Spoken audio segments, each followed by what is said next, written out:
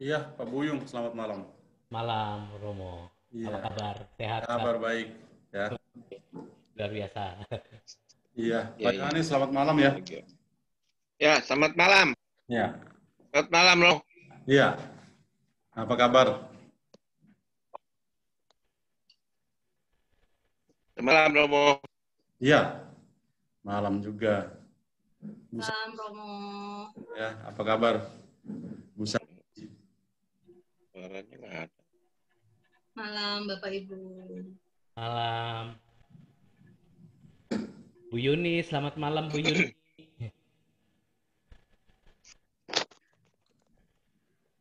Selamat malam untuk yang baru bergabung pertama kali. Bu Santi ini baru Iya. kali bergabung ini. Bu Yuniarti, selamat. Suaranya nggak. Ya. Suaranya nggak ada, Romo. Hah? Suaranya nggak ada, Romo. Suara saya enggak ada tuh suara. Tidak ada suara. Tidak dengar? Dengar. Dengar Romo? Nah, Mungkin Pak Yohanes punya speaker ya, mungkin perlu. Bu Yuni, apa kabar Bu Yuni? Bu Yuni tidak mendengar ya. Bu Yuni.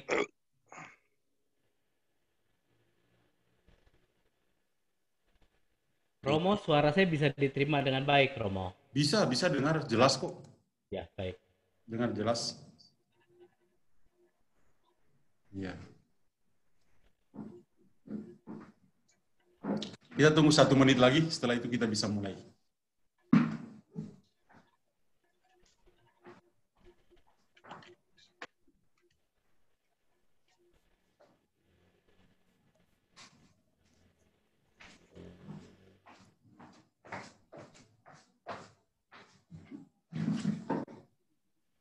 Terlalu silau lampu.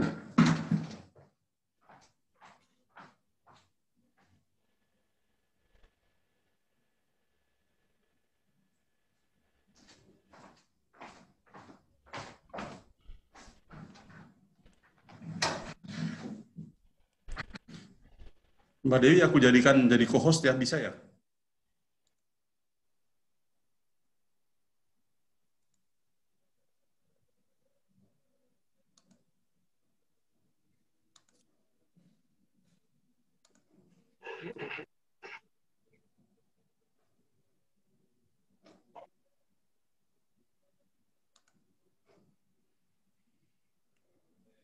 Oke, kita saja. Apakah suara saya didengar? Ya, dengar. Romo. Oke. Bentar saya.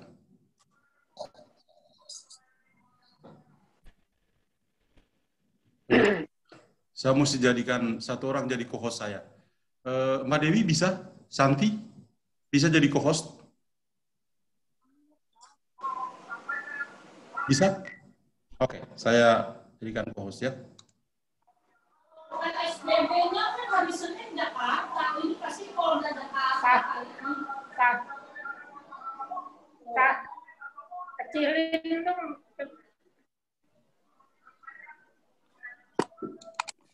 Oke. Baik, saya akan mute semua dulu dan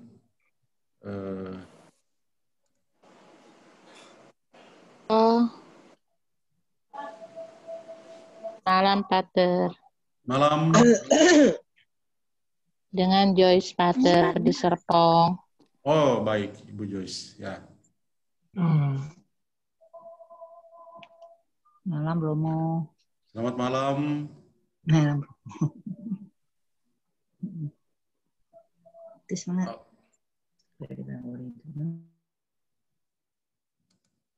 Baik. Kita akan mulai pertemuan kita. Saya sudah jadikan Mbak Santi Dewi peserta di sini untuk jadi co-host ya, orang Tangerang dekat sini jadi co-host. Kita akan mulai dengan susunan acaranya seperti ini. Pertama, saya akan mulai dengan doa, kemudian nanti teks Injil akan dibacakan oleh Pak Buyung, ya, salah satu yang ada di sini. Kemudian saya akan menjelaskan ya teks Injilnya, lalu diakhiri dengan sesi sharing dan boleh tanya jawab, ya. Baik, mari kita mulai dengan sebuah doa dulu, ya. Dalam nama Bapa dan Putra dan Roh Kudus. Amin. Tuhan Bapa dalam surga, syukur kepadamu atas semua berkat yang Engkau berikan pada kami semua hingga pada hari ini. Ya. Kami mau bersyukur karena Engkau senantiasa menyapa kami melalui sabdamu, dan kami juga mohon semoga semua hal yang kami bicarakan, kami dengar pada malam hari ini boleh berguna untuk kami semua. Namamu ya Tuhan Yesus kami puji, kini dan sepanjang masa. Amin. Nah, sebelumnya saya akan, sebelum Pak Buyung membaca teks Injilnya, saya akan live on YouTube, ya. Jadi teman-teman yang tidak bisa ikut, mereka akan mengikutinya lewat YouTube. Ya. Jadi bersabar sebentar, saya ke YouTube dulu.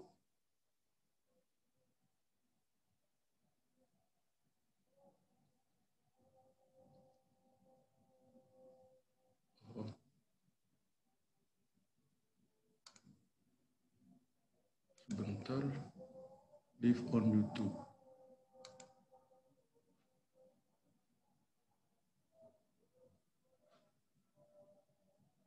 Ya, ribet sedikit, tidak usah live on YouTube, tidak apa-apa.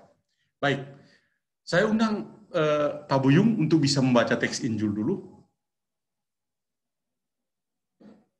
Mungkin yang punya ruah atau apa bisa langsung mengikuti teks Injilnya, ya. Injil untuk hari Minggu biasa ke-24, Injil Matius bab 18 ayat 21 sampai ayat 35. Silakan Pak Buyung. Mikrofonnya dihidupkan dulu. Oke. Perumpamaan tentang pengampunan diambil Ya. dari Matius bab 18 ayat 21 sampai dengan 35. Kemudian datanglah Petrus dan berkata kepada Yesus, "Tuhan, sampai berapa kali aku harus mengampuni saudaraku jika ia berbuat dosa terhadap aku? Sampai 7 kali?" Yesus berkata kepadanya, "Bukan, aku berkata kepadamu, bukan sampai 7 kali, melainkan sampai 70 kali 7 kali. Sebab hal kerajaan sorga seumpama seorang raja yang hendak mengadakan perhitungan dengan hamba-hambanya. Setelah ia mulai mengadakan perhitungan itu, dihadapkanlah kepadanya seorang yang berhutang 10.000 talenta. Tetapi karena orang itu tidak mampu melunaskan hutangnya, raja itu memerintahkan supaya ia dijual beserta anak istrinya dan segala miliknya untuk pembayar hutangnya. Maka sujudlah hamba itu menyembah dia. Katanya, sabarlah dahulu, segala hutangku akan kulunaskan. Lalu tergeraklah hati raja itu oleh belas kasihan akan hamba itu, sehingga ia membebaskannya dan menghapuskan hutangnya. Tetapi ketika hamba itu keluar, ia bertemu dengan seorang hamba lain yang berhutang 100 dinar kepadanya. Ia menangkap dan mencekik kawannya itu, katanya, "Bayar hutangmu." Maka sujudlah kawannya itu dan memohon kepadanya, "Sabarlah dahulu, hutangku itu akan kulunaskan." Tetapi ia menolak dan menyerahkan kawannya itu ke dalam penjara sampai dilunaskan hutangnya. Melihat itu, kawan-kawannya yang lain sangat sedih, lalu menyampaikan segala yang terjadi kepada tuan mereka. Raja itu menyuruh memanggil orang itu dan berkata kepadanya, "Hai hamba yang jahat, seluruh hutangmu telah kuhapuskan karena engkau memohonkannya kepadaku. Bukankah engkau pun harus mengasihani kawanmu seperti aku telah mengasihani engkau?" Maka marahlah tuannya itu dan menyerahkannya kepada algojo sampai ia melunaskan seluruh hutangnya. Maka Bapakku yang di sorga akan berbuat demikian juga terhadap kamu, apabila kamu masing-masing tidak mengampuni saudaramu dengan segenap hatimu. Demikianlah Injil Tuhan. Terpujilah Kristus. Baik Ibu Bapak sekalian, hari Minggu biasa yang ke-23 yang sudah kita lewati, itu berbicara tentang bagaimana kita hidup bersama dengan sesama yang lain. Bagaimana kita memberikan koreksi persaudaraan kepada seseorang yang melakukan sebuah dosa. Kalau dia melakukan sebuah dosa, maka kita perlu bertemu dengan dia dengan 4 mata. Kemudian kalau memang bertemu dengan dia di bawah 4 mata itu tidak berhasil, maka kita bisa memanggil 2 atau 3 orang duduk bersama untuk memberikan koreksi kepada dia. Dan kalau memang dia juga tidak menerima atau mengelak kesalahannya, maka kita hadapkan kepada jemaat supaya kita bicara dan menjelaskan tentang kesalahannya itu. Dan kalau dia menerima, syukurlah. Kalau memang dia tidak terima, kita anggap seperti orang yang tidak percaya kepada Tuhan.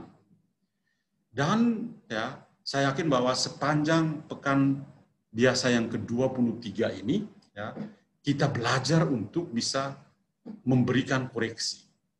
Kan lalu, minggu yang lalu saya menjelaskan bahwa poin kita adalah ketika seorang itu melakukan sebuah kesalahan, kita harus berusaha untuk memberi koreksi kepada dia. Jangan pernah tutup mulut. Kalau kita tutup mulut, berarti kita tidak mau supaya saudara kita itu menjadi baik. Kalau saudara kita melakukan kesalahan dan kita memberi koreksi, berarti kita mencari kebaikan dari dia. Ya, kita tidak mendukung kejahatan yang dia lakukan. Dan itu dalam kehidupan jemaat atau dalam kehidupan menggereja itu penting sekali. Ya, bahkan bukannya dalam hidup menggereja, dalam hidup di dalam keluarga pun, ya, ini sangat penting. Karena apa? Kalau dalam hidup bersama dalam keluarga, ketika tidak ada koreksi persaudaraan, seorang anak atau bahkan suami dan istri melakukan kesalahan dan tidak diberi koreksi, maka akan mengganggu kehidupan bersama di dalam keluarga atau dalam kehidupan sebagai jemaat. Maka ini ya pekan ke-23 itu luar biasa. Menguji kita, ya. Dan saya katakan minggu yang lalu bahwa yang paling sulit bukan yang menerima koreksi, tapi yang paling sulit adalah yang memberikan koreksi kepada yang bersalah. Nah, pada pekan yang ke-24 ini, ya, kita melanjutkan ya apa yang sudah kita dengar sebelumnya. Nah, teks yang tadi kita dengar ya itu dimulai dengan beberapa percakapan. Saya minta maaf karena saya tidak bisa saya coba malam hari ini daripada kita termanja-manja dengan share screen ya. Saya coba malam hari ini dan nanti feedbacknya ya. Apakah perlu PowerPoint ataukah tidak perlu? Nanti coba kita lihat selanjutnya ya. Nah, teks kita yang kita dengar, Injil Matius bab 18 ayat 21 sampai 35, punya satu tema besar, yaitu tentang pengampunan yang berlimpah. Dan bagaimana pengampunan itu menjadi sebuah seni dalam kehidupan bersama. Ini kiranya menjadi kelanjutan dari semangat untuk mengoreksi saudara-saudara yang bersalah. Jadi, apa yang kita dengar minggu yang lalu, itu membantu kita minggu ini untuk bisa mampu untuk mengampuni, punya seni untuk mengampuni saudara yang bersalah kepada kita. Ya, jadi bukan orang yang lain, bukan orang yang jauh, tapi orang yang ada bersama dengan kita sebagai saudara. Maka teks tadi kita lihat mulai dengan percakapan antara Petrus dan juga Yesus, di mana Petrus memulai dengan sebuah pertanyaan, Tuhan, sampai berapa kali aku harus mengampuni saudaraku jika ia berbuat dosa terhadap aku? Sampai berapa kali? Petrus itu orang Yahudi. Maka ketika dia bicara tentang berapa jumlah pengampunan, ya, dia ingat dalam kitab Kejadian bab 4 ayat 24, ya, tentang kekejaman yang dilakukan oleh Lamek. Ya. Jadi dia langsung berpikir angka 7 itu perlu dan penting. Maka dia lanjutkan sampai 7 kali. Dalam pikiran Petrus atau Simon Petrus itu penuh dengan angka-angka. Dia tidak melihat orang secara pribadi, tapi melihat angkanya berapa itu, ya. Nah, jadi ini kita langsung melihat satu hal di sini. Kemudian percakapan selanjutnya diberikan oleh, ya, dijawab oleh Yesus.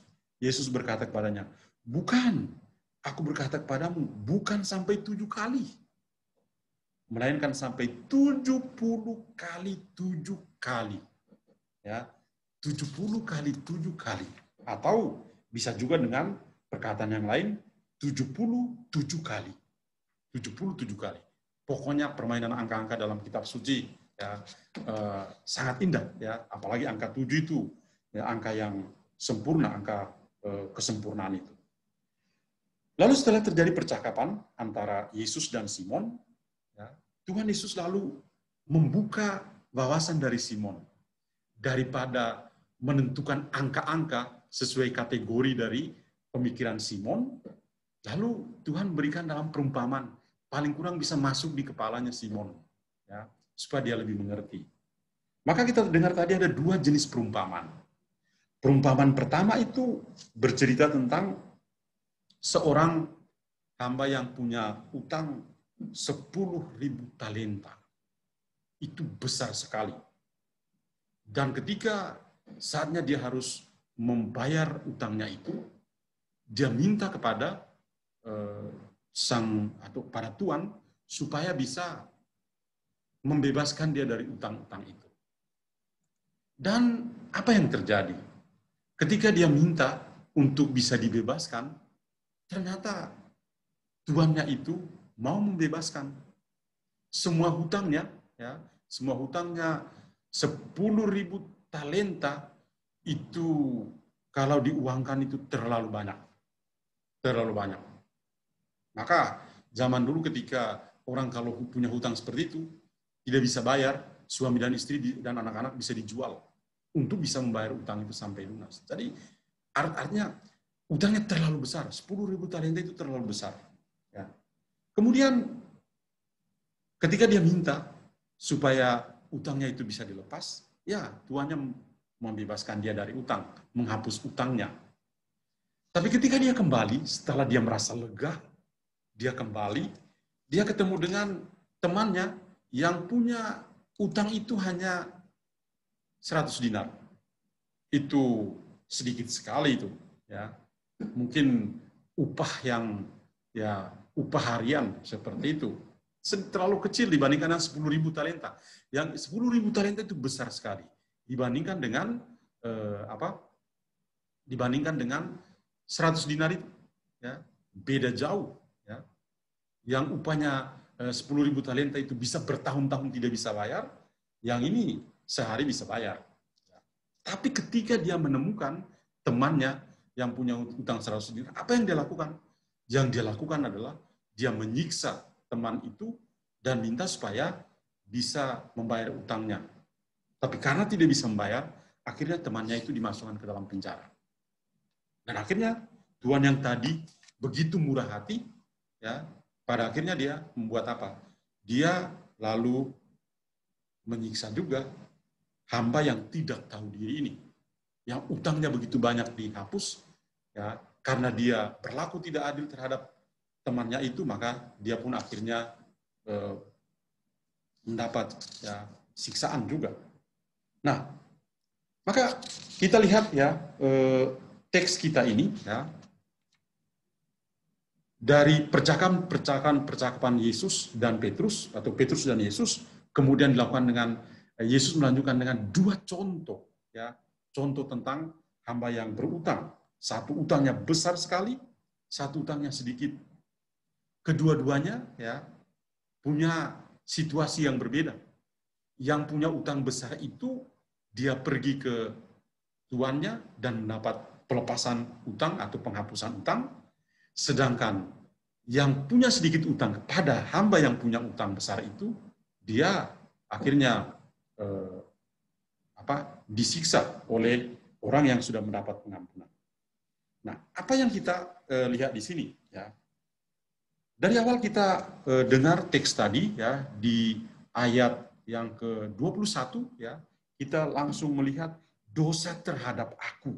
Ya, Petrus mengatakan, Simon Petrus mengatakan pada Tuhan Yesus, Tuhan, sampai berapa kali aku harus mengampuni saudaraku yang berbuat dosa terhadap aku? Ya, artinya apa? Ya, ternyata dalam hidup sebagai saudara, ya, itu tidak semuanya baik-baik saja. Bahkan saudara kandung pun masih bisa membuat dosa untuk saudara kandung yang lain. Jadi, ya, ketika Simon Petrus dengan jujur mengatakan dosa terhadap aku, ya, ini tentu akan berbeda ekspresinya. Ternyata saudara sendiri, ya, para murid, ya, di dalam satu komunitas, ya, para murid juga meskipun bersama-sama dengan Yesus, tapi ternyata ada yang juga berbuat dosa terhadap sesama atau murid yang lain. Nah, dipikirkan, ya, ada dua hal di sini. Ketika Petrus mengatakan saudaraku berbuat dosa terhadap aku, pikiran kita itu pada dua hal. Pertama, Petrus bersama teman-teman yang setiap hari bersama-sama dengan Yesus. Ternyata kebersamaan dengan Yesus belum menjadi jaminan bahwa mereka itu tidak jatuh dalam dosa. Masih jatuh dalam dosa. Maka Petrus mengatakan, kalau seorang saudara saya di sini, teman-teman saya yang 12 orang, 11 orang yang lain ini, ya, ada yang berbuat dosa kepada dia. Apa yang harus saya lakukan? Apakah saya mengampuninya 7 kali? Yesus memandang, saya yakin Yesus memandang mereka semua, dan sambil melihat kepada Simon Petrus yang mengatakan, bukan 7 kali, tapi 70 kali 7 kali. Jadi, ya, ekspresi ini, ya, 70 kali 7 kali, atau 77 kali, ya, itu bukan secara matematis. Kalau matematis mah gampang sekali, 7 kali, ya, oke, saya minta maaf ya, sorry ya, selesai. Ya. Atau kalau misalnya 70 kali 7, ya, 490. Wow, satu orang bisa seharian, sorry ya, sampai napasnya habis. Tapi Yesus tidak maksudkan kuantitas atau angka-angka. Kalau Simon Petrus itu melihat sesamanya itu dengan angka-angka. Tetapi Yesus tidak melihat itu dengan angka. Yang Yesus lihat adalah totalitas. Sebuah pengampunan tanpa angka-angka. Artinya, sebuah pengampunan tanpa batas. Tidak ada batasnya. Pengampunan Allah Yesus adalah pengampunan tanpa batas. Bukan 7 kali. Bukan angka-angka, ya, tetapi ya, yang Yesus maksudkan adalah sebuah pengampunan yang luar biasa, tiada batasnya. Ya. Maka di sini ketika Simon Petrus mengatakan 7 kali, ya, Yesus langsung mengoreksinya, bukan 7 kali, tapi 70 kali 7. Pengampunan tanpa batas kepada saudara yang ada bersama dengan mereka, yang tiap hari bersama-sama dengan Yesus. Bayangkan hanya 12 loh. Belum ditambah dengan perempuan-perempuan yang senantiasa mengikuti Yesus dan para murid untuk melayani. Jumlahnya sangat sedikit, ya. Tidak sampai 20 orang. Tetapi ya, meskipun mereka jumlahnya sedikit, tetap saja ada yang jatuh, ya, ada yang berbuat dosa. Maka itu, ya, Simon Petrus dengan kejujurannya, kepolosannya bertanya kepada Yesus tentang dosa saudara terhadap dia. Dan Yesus memberikan penjelasan dengan sangat bagus. Bukan 7 kali, tapi 70 kali 7 kali. Kemudian kita tadi lihat ya, setelah percakapan, lalu Simon Petrus ya, Yesus memberikan contoh dengan 2 contoh orang yang berhutang itu ya. Yang satu berhutang 10.000 talenta. Waduh, 1 talenta saja sudah mahal sekali. Ya, 1 talenta saja mahal sekali. Sekarang diuangkan itu terlalu besar. Ya, mungkin lebih dari APBN. Ya, lebih dari APBN. Maka ini dikasih 10.000 ya, dengan catatan bahwa ketika ya, orang yang betul-betul punya utang yang begitu besar dan bisa dilepaskan utangnya, itu pasti sukacita yang luar biasa. Ketika orang yang melakukan sebuah kesalahan yang begitu besar, dan ketika dia diampuni, wah, dia akan merasa sukacita yang luar biasa. Dan itu persis ketika orang ini yang punya 10.000 talenta, dia datang dan meminta supaya utangnya bisa dihapus, utangnya dihapus. Si Tuhan itu terlalu murah hati. Tuhan itu terlalu berbelas kasih. Maka begitu dia minta, seperti bim salabim, langsung dihapus. Dengan catatan bahwa ketika dia punya 10.000 talenta yang begitu besar, dia juga harus melakukan itu kepada yang lain. Tapi ternyata tidak. Ketika dia keluar, ya, dia lalu bertemu dengan siapa? Dia bertemu dengan temannya yang punya utang hanya 100 dinar. 100 dinar mah kecil sekali. Ya.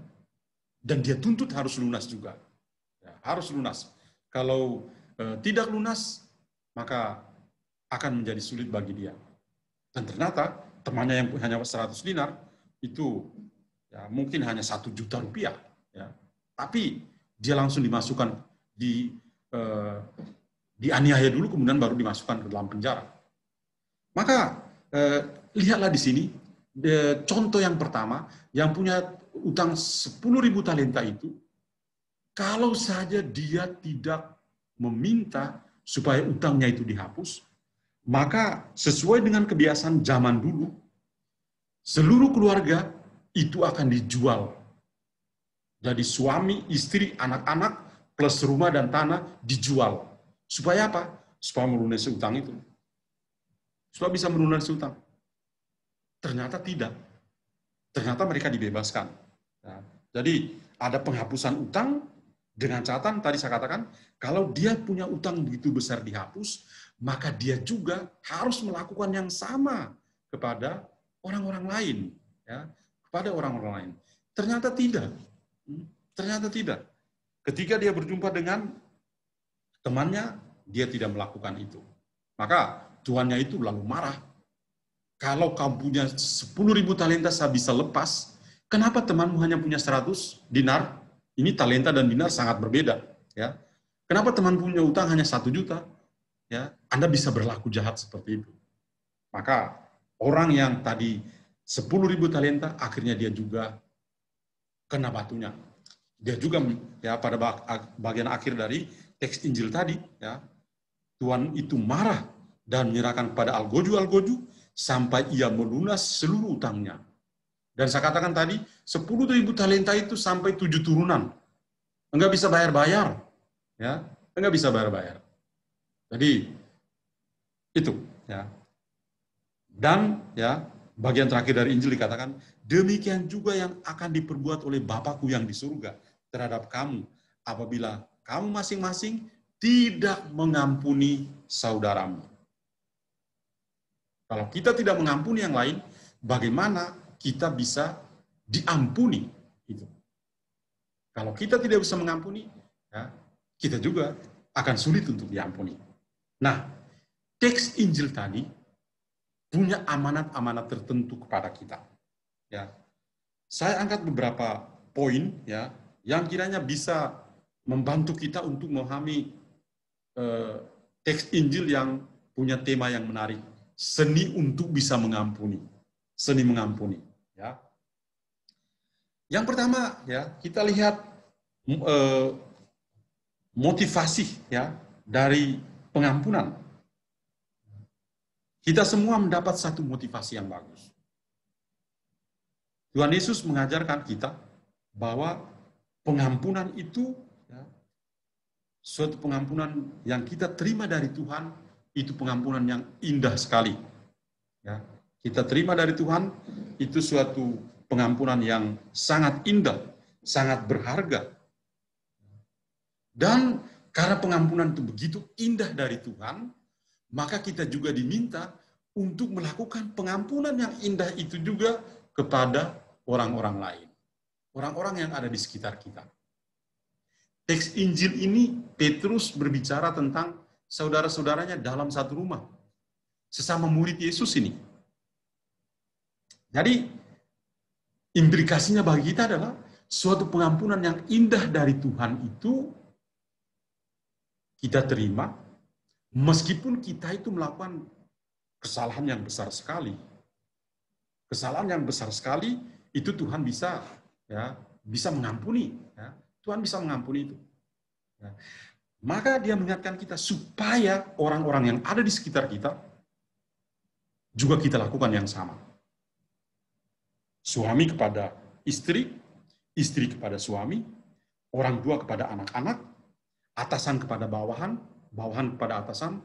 Pokoknya kita semua itu dalam satu bahtera yang sama. Simon Petrus mengatakan pada Yesus, saudaraku. Itu sesama murid loh. Sesama murid yang tinggal setiap hari bersama Yesus. Itu saja masih ada yang berbuat dosa. Maka Simon Petrus bertanya, ya, sampai berapa kali? Maka amanat pertama adalah ya, pengampunan yang indah dari Tuhan itu kita rasakan dalam hidup kita setiap hari, di dalam keluarga masing-masing. Ya, pikirkanlah ya hal yang konkret dalam keluarga masing-masing. Berapa kali orang tua, anak-anak atau keluarga itu berjuang untuk bisa mewujudkan sebuah pengampunan yang indah. Dalam sehari, orang harus tetap belajar untuk bisa mengampuni. Dalam sehari loh. Ya. Yang kedua, ya, teks Injil kita ini menghadirkan seorang raja yang punya pengampunan yang luar biasa. Pengampunan yang luar biasa. Mengampuni tanpa batas. 10.000 talenta dihapus. Yang menjadi masalah adalah hamba itu setelah dihapus utangnya, dia masih mengingat-ingat temannya yang punya utang hanya 100 dinar. Maka dalam kehidupan setiap hari, itu bisa juga terjadi dalam kehidupan kita. Di satu pihak, kita itu adalah orang berdosa. Dan ini ya. Dan ketika kita memohon Tuhan untuk mengampuni kita, dan saya yakin Tuhan pasti mengampuni kita, maka kita juga harus berusaha untuk bisa mengampuni orang yang ada di sekitar kita itu, yang melakukan kesalahan kepada kita.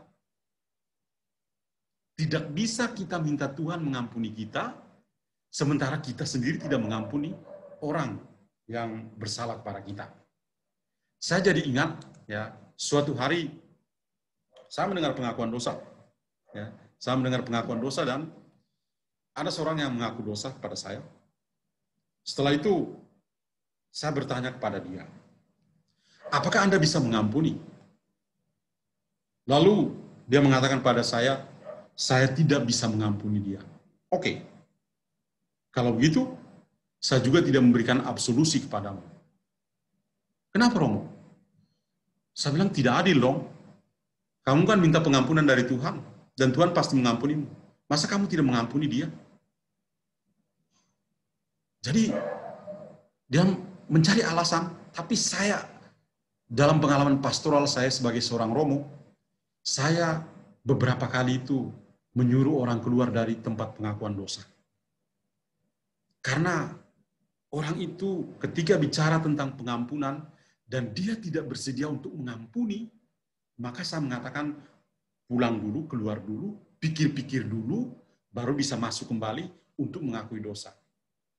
Tadi ada orang-orang tertentu ya dalam pengalaman pastoral saya, ada orang-orang tertentu yang seperti itu. Sudah, saya mengatakan silakan istirahat dulu. Ya.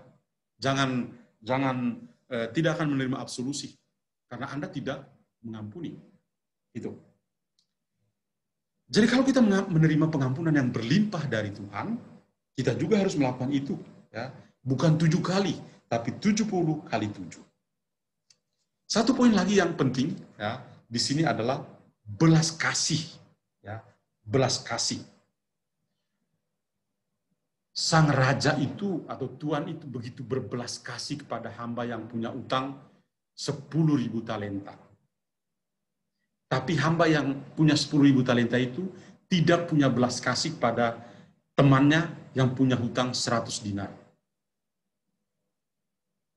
Belas kasih itu penting dalam kehidupan kita. Kita butuh belas kasih dari Tuhan, dan kita juga perlu berbelas kasih kepada sesama yang lain. Kita tidak bisa hanya mengharapkan belas kasih dari Tuhan. Tuhan, berikanlah belas kasih-Mu kepada saya. Tuhan, tunjukkanlah kerahiman-Mu kepada saya. Sementara kita tidak menunjukkan kerahiman pada orang lain. Nggak adil. Tidak adil. Kita harus menunjukkan hal yang sama kepada orang-orang lain. Maka ya, hal yang amanat yang satu lagi ya adalah ternyata pengampunan itu menjadi indah pertama-tama di dalam diri kita. Pengampunan yang indah itu pertama-tama berasal dari diri kita. Kita tidak perlu mengharapkan orang lain untuk bisa mengampuni kita, tapi kita mengampuni diri kita. Dan kalau kita punya kemampuan seperti itu, kita juga akan berusaha untuk bisa mengampuni orang-orang lain.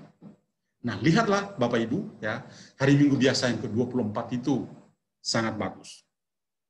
Dengan satu kata, forgive means forget. Mengampuni itu berarti melupakan. Apa artinya mengampuni itu melupakan? Mengampuni berarti kita berusaha untuk bisa melupakan hal-hal yang sudah terjadi dari saudara kita kepada kita. Kita berusaha untuk bisa melupakan, dan dengan demikian kita berhasil dalam pengampunan kita. Ilustrasinya sederhana. Ada seorang ya yang di kampung itu paling kaya. Dia paling kaya. Dia paling kaya karena apa? Dia punya 1 ekor kambing. Kaya tapi punya 1 ekor kambing. Yang lain tidak punya kambing, hanya dia saja. Dan dia care sekali dengan kambingnya itu. Maka suatu hari karena musim kemarau panjang, rumput-rumput sudah mulai menjadi coklat, maka dia bingung. Kambing ini sudah mulai manja, tidak mau makan lagi rumput yang coklat. Maka orang itu, bapak itu selalu pergi ke pasar, beli sayuran untuk bisa kasih makan kambingnya. Kasihan kalau kambingnya tidak lagi, dia bukan lagi orang kaya di kampung itu.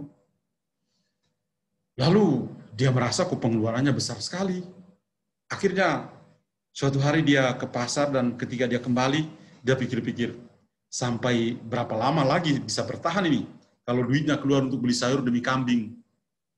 Maka dia lalu lewat, dia lihat ada toko kacamata. Dia lihat, ada kacamata Ray-Ban yang berwarna-warni. Dia lihat, ada warna hijau. Dia punya ide yang canggih. Kalau saya beli Ray-Ban berwarna hijau ini, saya modifikasi dan kasih kambing pakai kacamata, apa reaksi dari kambing itu?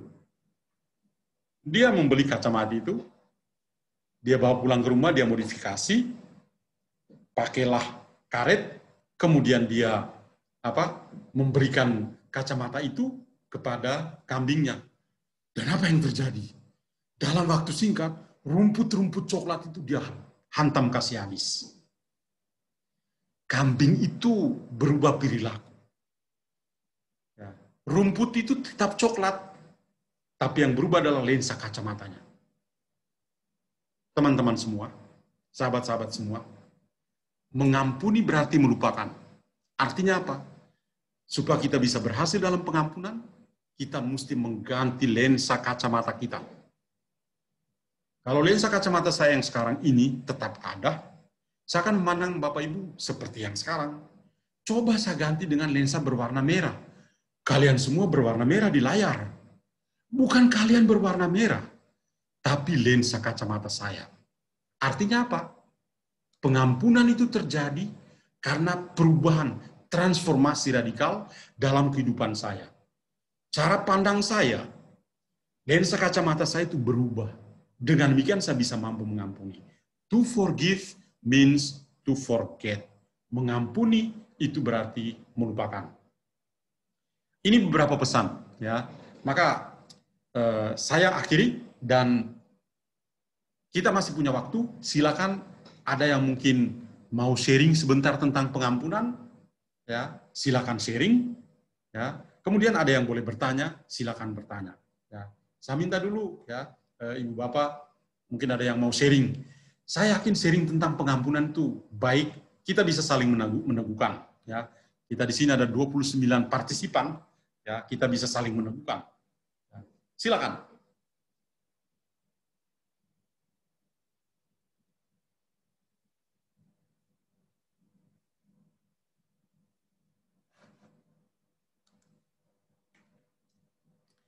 Siapa yang mau sharing sebentar tentang pengampunan?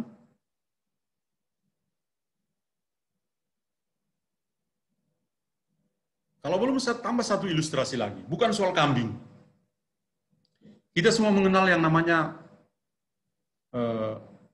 Nelson Mandela.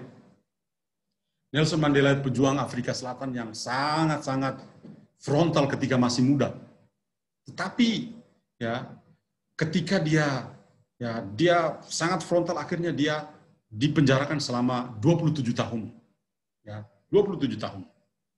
Dan dia berpikir begini, kalau seandainya yang jahat saya balas dengan kejahatan, pasti hasilnya tidak ada. Maka apa yang dia lakukan? Dia ganti siasat. Semangat pengampunan itu dia tonjolkan. Maka dia akhirnya setelah 27 tahun di penjara, dia keluar. Kemudian dia menjadi presiden Afrika Selatan.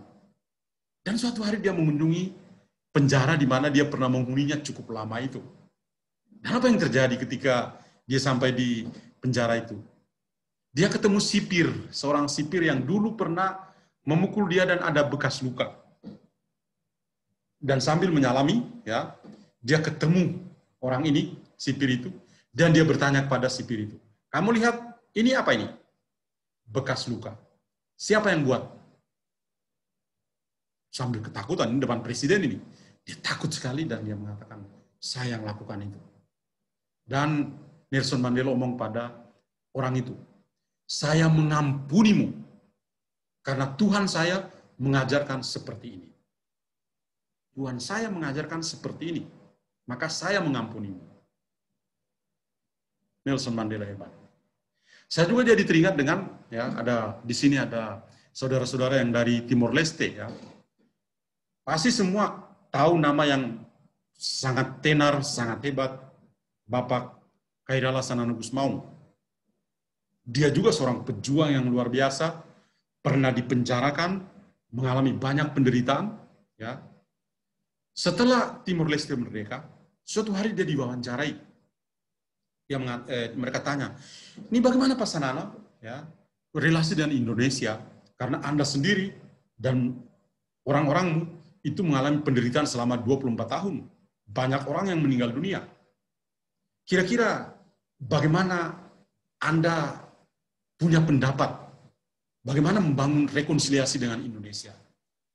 Dan Sanana itu hebat sekali. Ya. Mantan seminaris, dia tahu, ya. Dia mengatakan Indonesia itu saudara kita. Bahwa terjadi 24 tahun, ya, itu situasi perang, maka ada yang meninggal.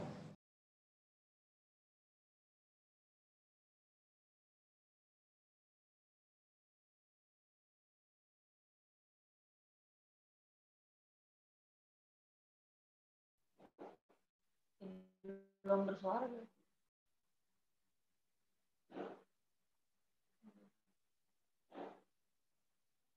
Harusnya nih ada suara.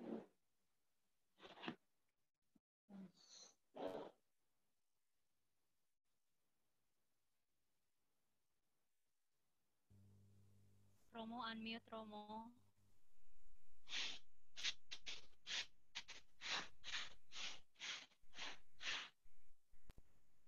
Romo unmute.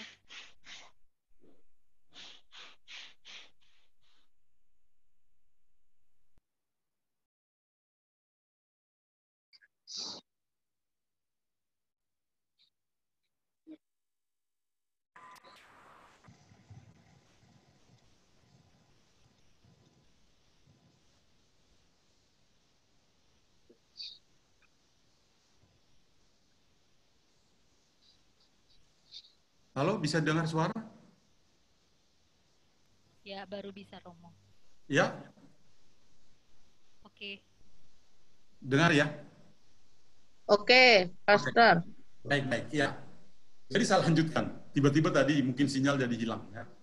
Nah, ketika Sanana ditanya seperti itu, apa yang dia jawab? Dia bilang, ini kan situasi perang. Jadi ketika ada perang, ada orang yang meninggal dunia, ada yang hidup. Tapi bahas setelah perang, semua orang harus berjuang untuk menjadi saudara. Ya, ini ilustrasi yang lain. Jadi, lihatlah betapa nilai pengampunan itu sangat luhur. Mungkin ada yang mau bertanya, silakan. Ada yang mau sharing, silakan bisa sharing.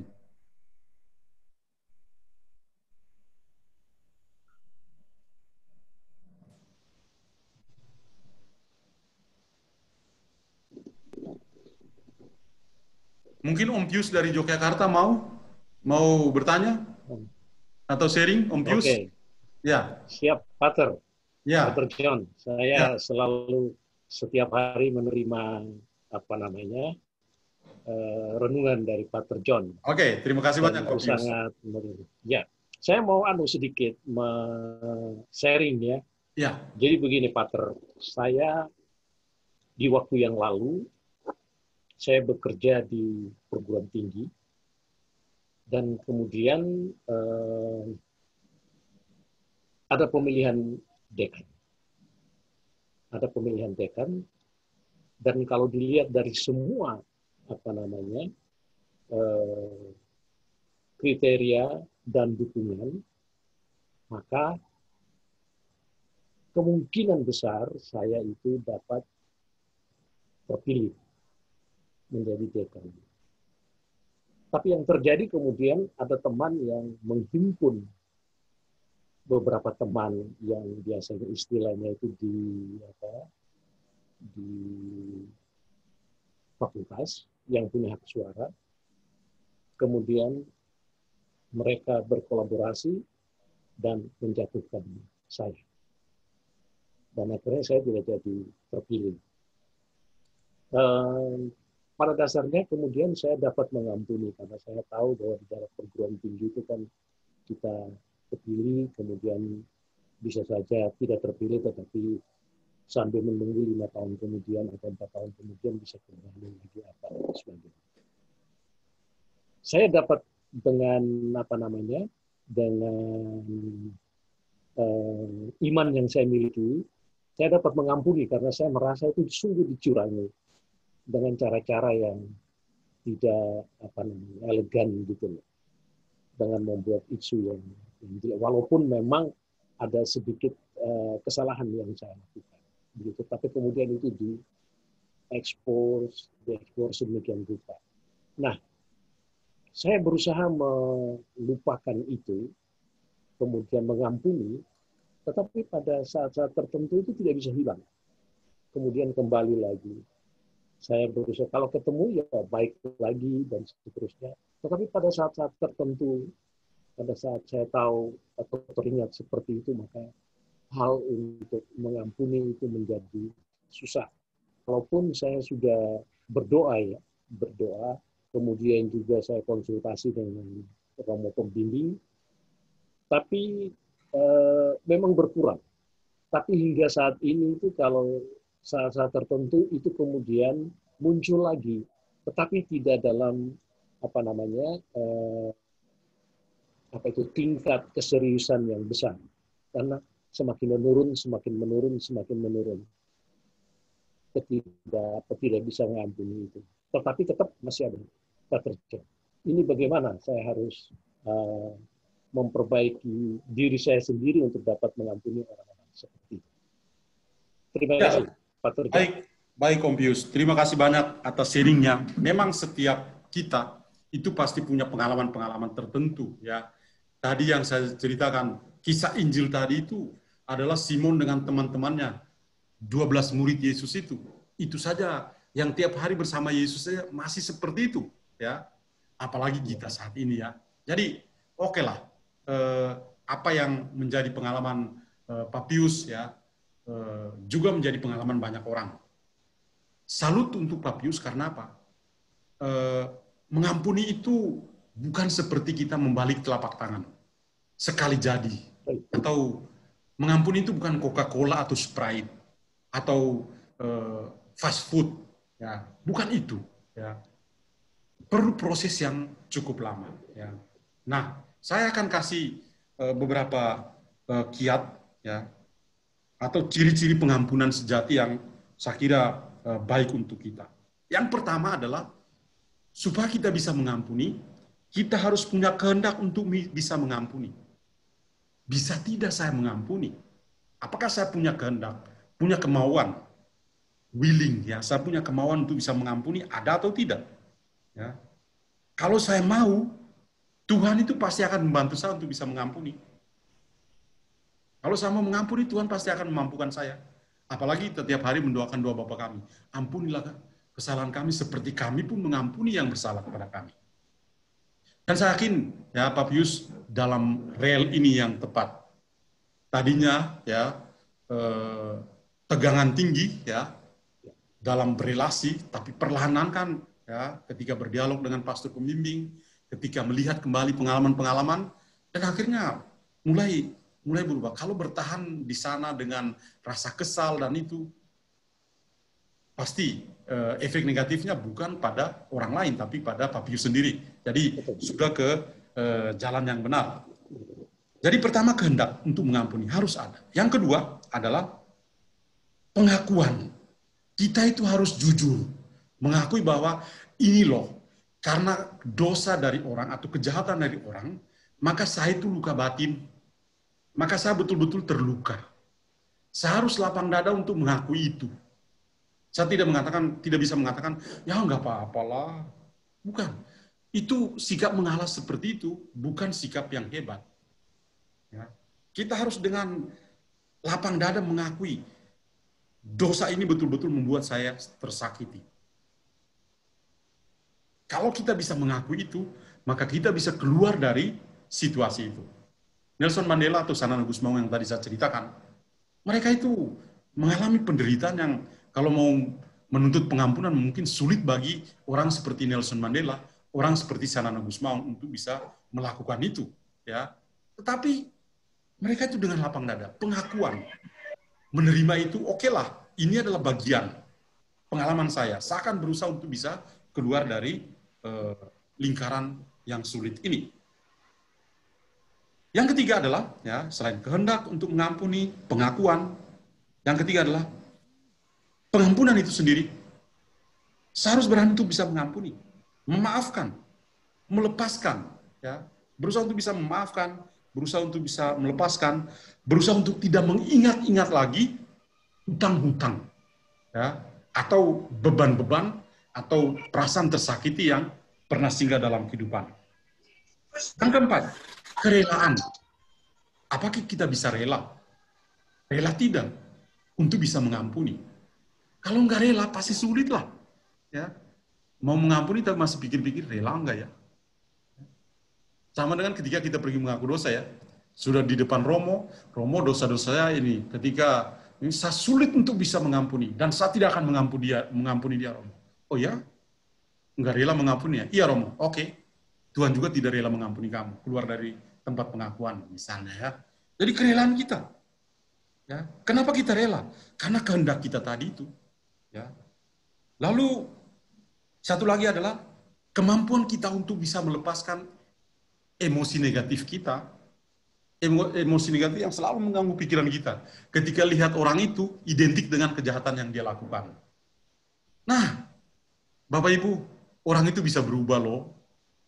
Saya itu percaya pada perubahan. Ya. angin saja bisa berubah. Ada satu lagu tahun 89 ya, The Wind of Change ya.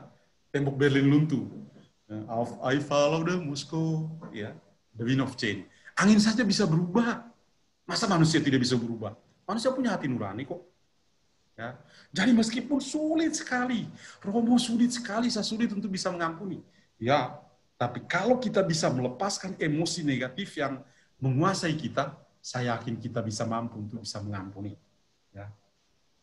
Lalu kita berusaha untuk pemulihan. Kita butuh Tuhan untuk bisa memulihkan kita.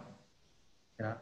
Apa yang dialami oleh Pak Pius tadi ya, perlahan-lahan ya, tadi begitu kesal, meskipun seorang profesionalis, tapi ya sangat manusiawi lah, seperti yang tadi kita dengar sharing dari Pak Pius. Ya. Tapi perlahan-lahan Pak Pius akhirnya tahu, ya, kalau saya tetap dalam situasi seperti ini, sayalah yang menderita, sementara dia yang jadi dekan itu senyum-senyum terus, ya, senyum terus, sedangkan saya yang menderita. Ya, ngapain tetap dalam penderitaan? Saya harus berusaha. Maka di sini butuh yang namanya pemulihan. Ya. Kemudian kedamaian. Selain pulih, berarti kita butuhkan damai. Damai itu dari mana? Dari Tuhan. Ya. Damai dari Tuhan. Dalam Injil Yohanes bab 14 ayat 27, Tuhan Yesus mengatakan, damaiku kutinggalkan bagimu. Damaiku kuberikan padamu. Dan damai yang kuberikan kepadamu itu tidak sama dengan yang dunia tawarkan kepadamu. Jadi kalau kita bisa punya pemulihan dari Tuhan, ya, minta Tuhan untuk memulihkan batin kita, entah itu luka batin dan lain sebagainya, maka kita pasti akan mencapai yang namanya kedamaian dalam batin kita. Ya.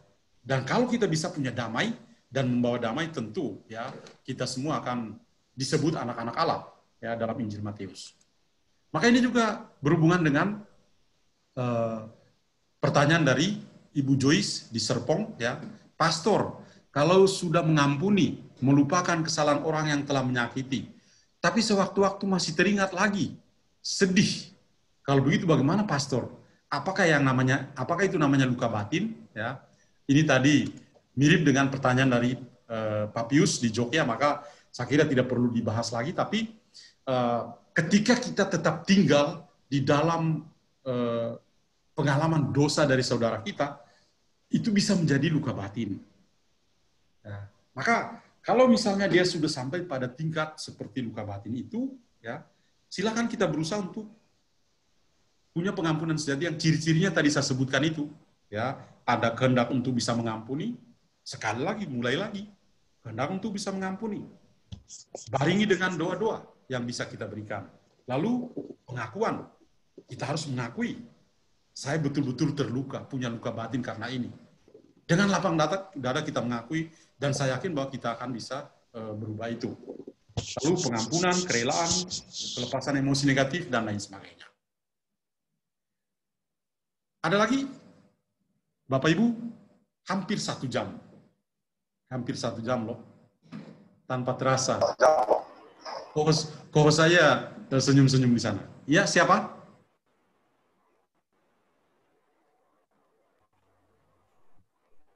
Ada yang mau tanya lagi?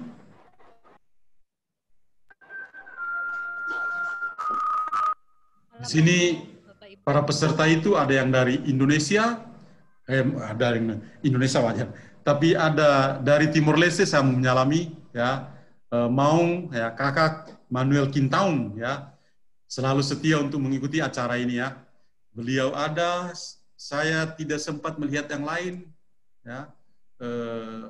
Maaf kalau saya tidak melihat mereka, tidak menyebut nama, tapi saya yakin bahwa mereka juga bisa disapa untuk saudara-saudari yang ada di Timor Leste.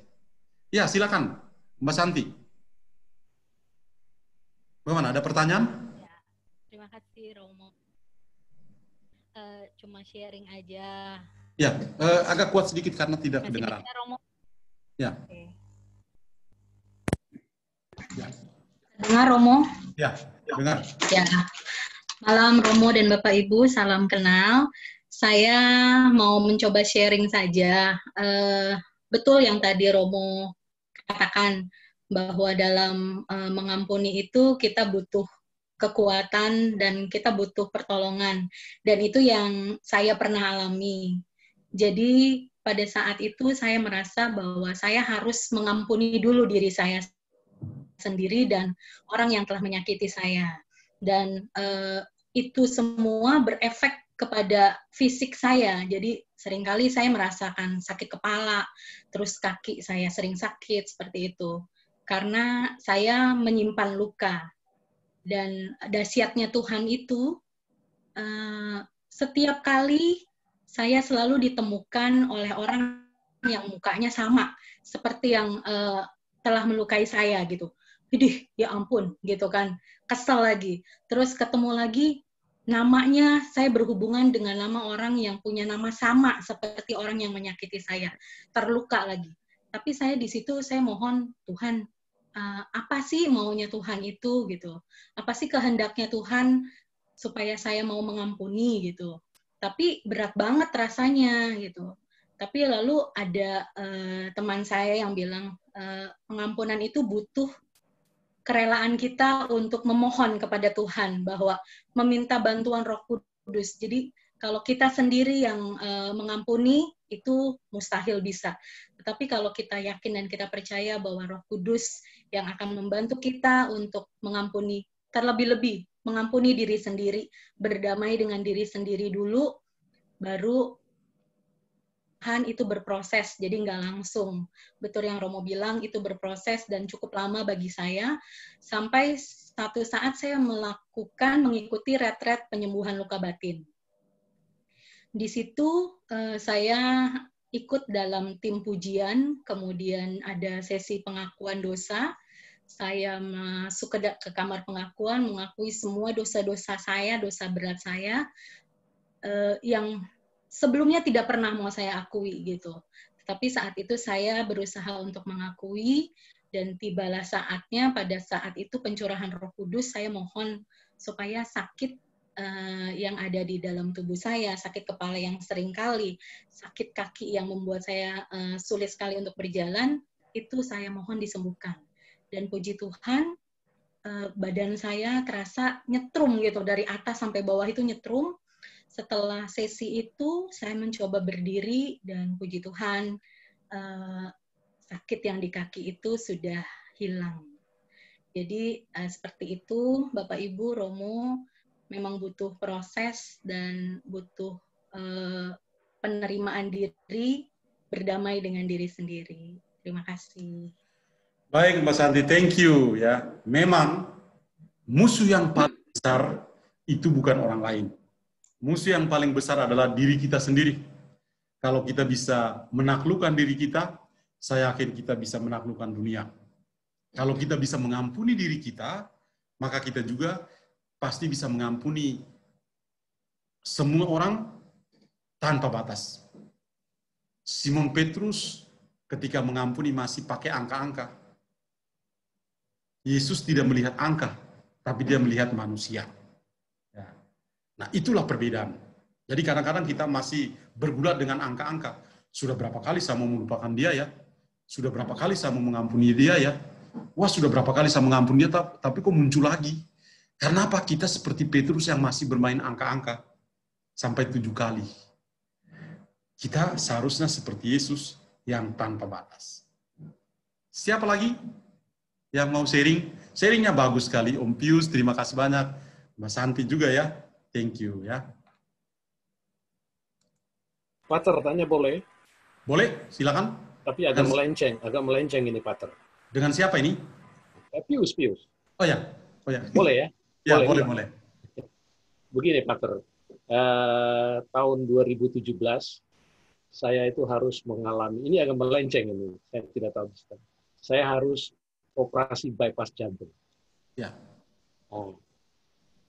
Sebelum saya operasi bypass jantung itu, saya datang ke Romo, itu saya di Cirebon, kemudian saya minta supaya saya menerima sakramen perminyakan.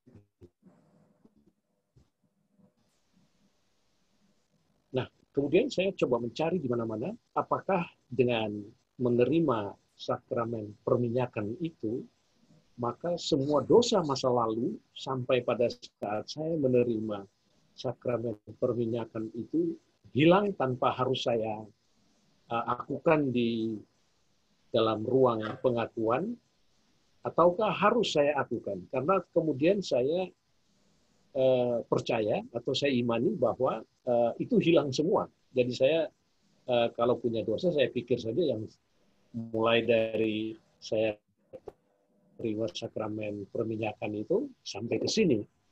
Begitu, Romo. Ya.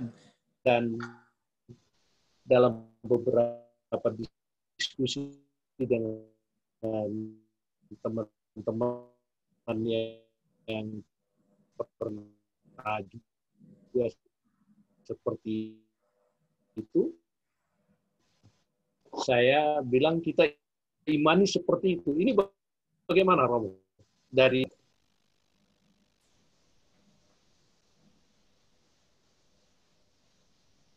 Ya. Bisa dengar suara saya ya? Bisa, Pak. Ya.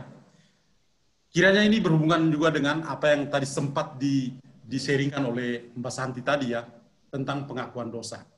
Nah, saya mau mengatakan begini. Pertama, kalau kita pergi mengaku dosa, dan kita mengingat semua dosa yang kita lakukan, kita mengakuinya. Kalau memang kita tidak sempat mengingat, ya, tetapi kita dengan setulus hati sudah mengatakan kepada Tuhan tentang dosa-dosa kita, maka itu pasti diampuni. Jadi perlu pikiran. Kecuali itu kita simpan, kita keep saja, keep secret. Ini nanti saya sembunyikan, ini menjadi rahasia saya tidak mau ngomong. Ya, tidak. Kalau kita simpan itu sebagai rahasia, itu tetap dosa. Tapi kalau seandainya kita lupa, ya, maka Tuhan pasti mengampuni kita. Maka ketika kita pergi mengaku dosa, kita hanya mengakui dosa yang dari saat terakhir kita mengaku dosa, sampai hari di mana saya mengaku dosa. Jadi misalnya, saya mengaku dosa 2 minggu yang lalu, maka saya hanya akan mengakui dosa saya yang 2 minggu yang lalu sampai sekarang ini. Sedangkan yang tahun yang lalu, 10 tahun yang lalu, saya sudah mengaku dosa, dan Tuhan pasti sudah mengampuni. Itu. Ya. Jadi kecuali kalau kalau kita tahu itu dosa, tapi kita sembunyikan. Ya. Dalam Mazmur dikatakan yang jelas, selama ku sembunyikan dosaku, batinku tertekan. Ya. Siang dan malam, loh, bukan siang. Siang dan malam tertekan. Ya. Kalau kita ketika masih punya dosa, itu dan kita tidak mengakuinya, memang kita merasa menderita. Ya. Lalu yang kedua adalah, ketika kita sakit, dan kita pergi kita mengundang Romo untuk memberikan sakramen perminyakan, maka mengikuti surat Yakobus, dikatakan bahwa ketika kita menerima perminyakan, minyak suci atau sakramen untuk orang sakit ini, sekaligus dosa-dosa yang kita sudah lakukan, itu Tuhan mengampuni. Ini dalam kasus apa? Ketika saya dalam keadaan gawat darurat, saya tidak bisa membuka mulut lagi, ya, saya tidak punya energi lagi, maka sakramen perminyakan itu sekaligus juga menjadi sakramen pengampunan dosa. Tapi kalau misalnya saya masih bisa mengeluarkan suara, oke lah, come on, silakan mengaku dosa. Itu, ya. Jadi kalau misalnya masih ada suara yang keluar, oke, mengaku dosa lebih baik. Ya. Tapi kalau memang tidak bisa, sakramen perminyakan itu sekaligus menjadi sakramen tobat. Itu aja, Pak Pius. Paham, Romo. Paham. Ya. Cuma yang jadi pertanyaan saya itu, saya ingin mengaku dosa, karena saya waktu itu dalam keadaan baik. Saya ingin mengaku dosa kepada Romonya. Tapi Romo mengatakan dengan sakramen perminyakan ini tidak perlu lagi Anda mengaku dosa. Nah, kadang-kadang secara pastoral itu seperti itu, Pak Pius, karena Romonya melihat kondisi pasien. Kalau memang tidak memungkinkan dia untuk bisa mengakui dosanya, enggak apa-apa. sakramen perminyakan itu sudah menjadi satu sakramen yang bisa mengakumulasi juga dengan berhubungan juga dengan sakramen tobat itu. Ya. Terima kasih pertanyaan yang bagus ya. Terima kasih Pak Terjon. Ya. Romo ada dari Ibu Joy ini. Romo mengenai penerimaan sakramen pengakuan dosa pada masa pandemi ini agak susah karena ada keterbatasan, Romo. Oke. Kalau dalam masa pandemi ini ya ada yang mau mengaku dosa, ya tentu saja tidak bisa mengaku dosa secara online. Tidak. Kalau secara online cukup WhatsApp saja atau dengan Zoom ini Bapak Ibu mengaku dosa langsung begini saja selesai, ya. Tapi sakramen tobat itu harus dilakukan empat mata dengan Romo, ya. Jadi ketika mau mengaku dosa, silakan kontak dengan seorang Romo. Kalau memang itu sangat membutuhkan, saya yakin Romo yang punya hati nurani, dia akan mengatakan, oke, I am ready. Karena apa? Dengan protokol kesehatan, dia pakai masker. Lalu di gereja kan ada ruangan pengakuan kan ada pembatas, ya, ada pembatas. Tidak mungkin virusnya lompat langsung ke Romo, ya. Semua dengan social distancing dan lain sebagainya. Saya kira tergantung dari umat dengan Romo yang mau untuk menerima pengakuan. Saya kalau orang mengaku dosa di saya siap. Silakan datang dan mengaku. Ya. Ibu Cecil dari Bekasi mau mengaku dosa, silakan datang ke Tangerang. Oke, ya. Jadi itu Ibu Joy, saya terima kasih atas dua pertanyaannya. Kalau soal luka batin tadi sharing dari Mbak Santi, saya kira sudah bisa mewakili. Ya, ketika kita punya luka batin, ya kita tidak harus tetap pada pengalaman terluka itu, ya. Tapi kita harus berusaha untuk bisa keluar dari pengalaman yang terluka itu. Yang terakhir, mungkin ada lagi?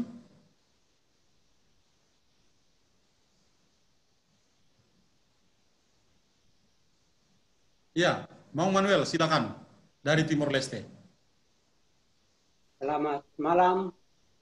Mohon maaf jika bahasa saya kurang bagus. Ya. Saya punya masalah begini, Pak Ter. Ya. Pada tahun 2002 ada saudara saya memfitnah saya mengenai uang hilang. Lalu saya kumpulkan keluarga-keluarga untuk mencari solusi. Tapi keluarga dari pihak yang uang hilang itu tidak mau. Akhirnya saya cari jalan lain. Waktu itu, maaf ya,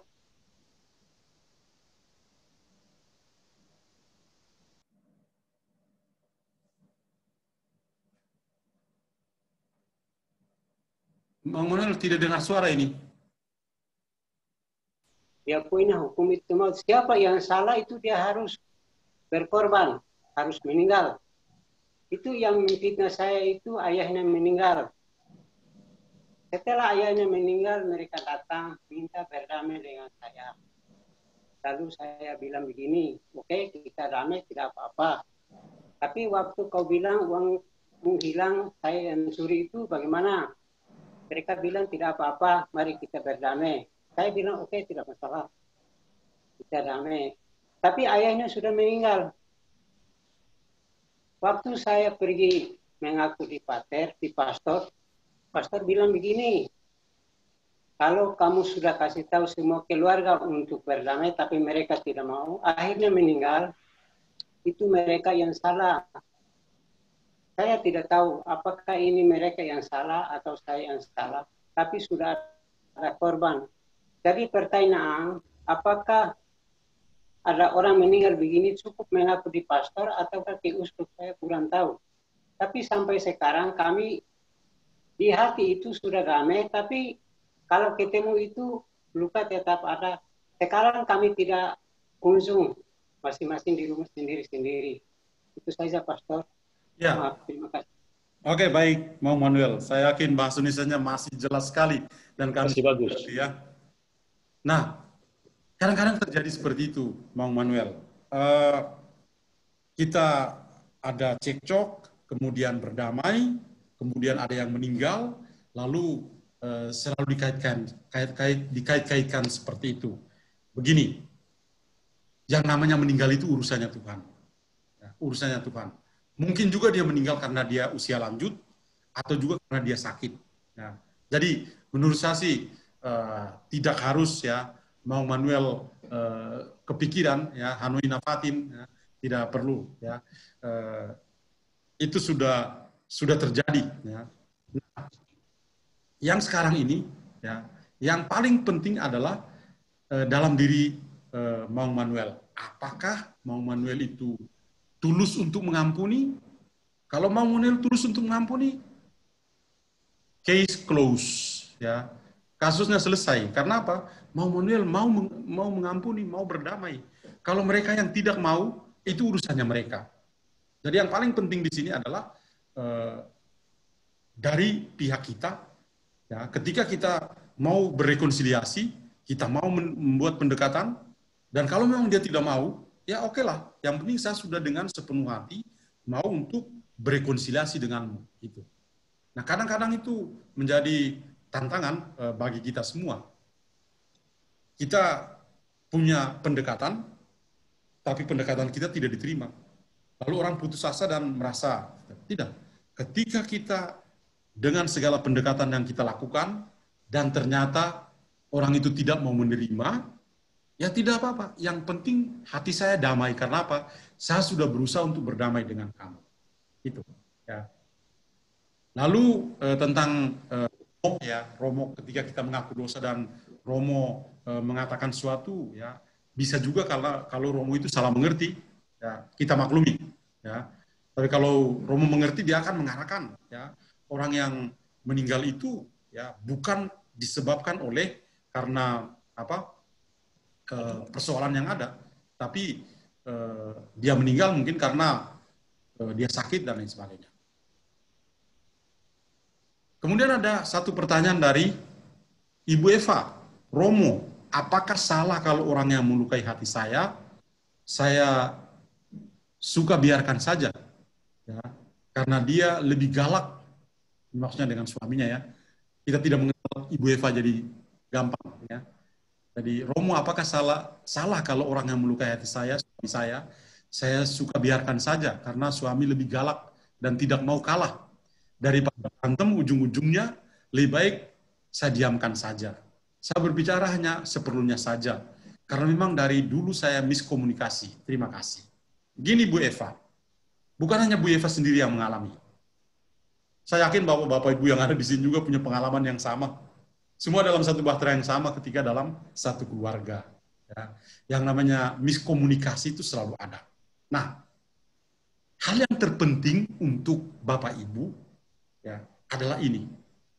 Kalian itu menikah untuk apa? Kalian itu menikah untuk menjadi orang yang bahagia.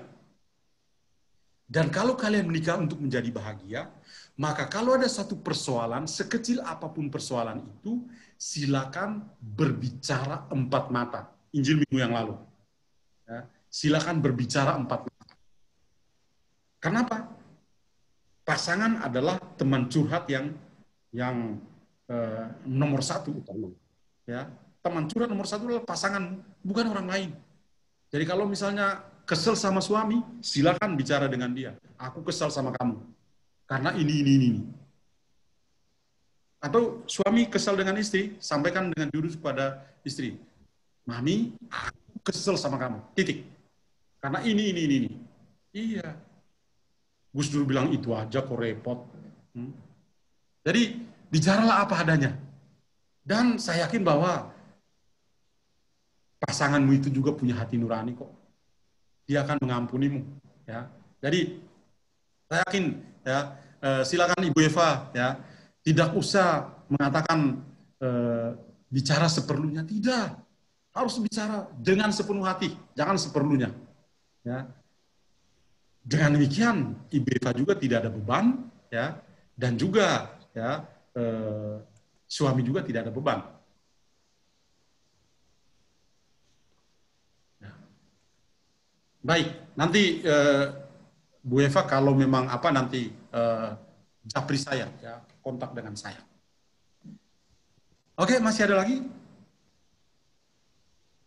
Ya, 1 jam 20 menit, saya kira cukup dulu. Ya. Saya bersyukur sekali untuk kehadiran Bapak Ibu ya pada malam hari ini ya, jumlahnya cukup banyak. Saya bersyukur sekali.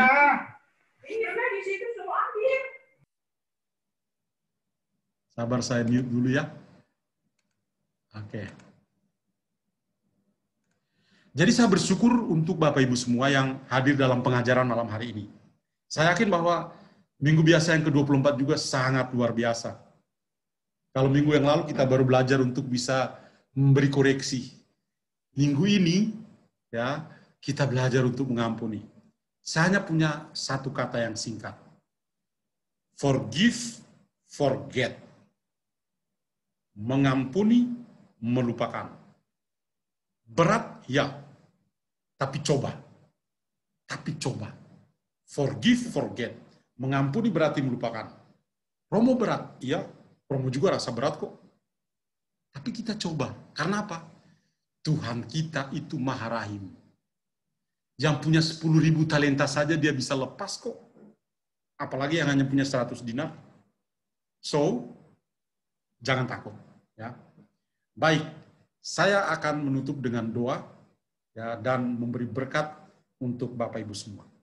Dalam nama Bapa dan Putra dan Roh Kudus. Amin. Tuhan, syukur kepadamu. Engkau luar biasa. Engkau menyapa kami malam hari ini dengan sabdamu yang begitu indah. Yang selalu kami ucapkan setiap hari melalui doa Bapa kami. Dan kami selalu mohon, ampunilah kesalahan kami seperti kami pun mengampuni yang bersalah kepada kami. Tapi begitu sulit kami melakukan itu, Tuhan, di dalam kehidupan kami. Tapi kami percaya, Engkau mengampuni kami, dan Engkau pasti memampukan kami untuk bisa memiliki kemampuan untuk mengampuni. Maka mampukanlah kami ya Tuhan, supaya kami jangan hanya melihat sesama kami sebagai angka-angka yang hidup, tapi sebagai sesama yang patut untuk kami ampuni. Semoga luka batin yang kami alami karena dosa yang dilakukan oleh sesama, kami bisa ubah menjadi sebuah cinta kasih yang tulus kepada sesama. Tuhan, terima kasih dan lindungilah Bapak dan Ibu, saudara-saudari yang ikut dalam pertemuan pada malam hari ini. Mohon berkat-Mu ya Tuhan untuk istirahat malam yang indah. Mohon berkat-Mu dan jauhkanlah mereka dari sakit penyakit, dari mara bahaya.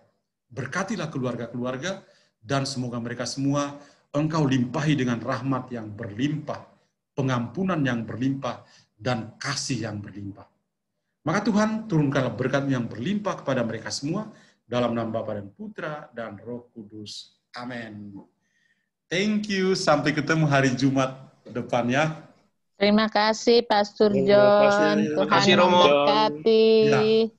Terima kasih sama-sama. Semua, dadah. Ya. Terima kasih Terima kasih atas teman-teman, sharingnya. Bapak Ibu. Ya. Mas Santi, terima kasih jadi co-host. Terima kasih. Iya, semua kalau saya mau menyapa, Romo. kalau mau saya sapa satu-satu mungkin kita tambah 15 menit lagi. Pak Buyung ya sudah membaca Injil tadi ya. Nanti minggu depan yang akan membaca Injil saya akan tentukan sekarang. Pak Ook, sahabat saya, dia akan baca Injil. Ya. Oke, thank you ya. Baik. Oke, selamat malam. Selamat malam.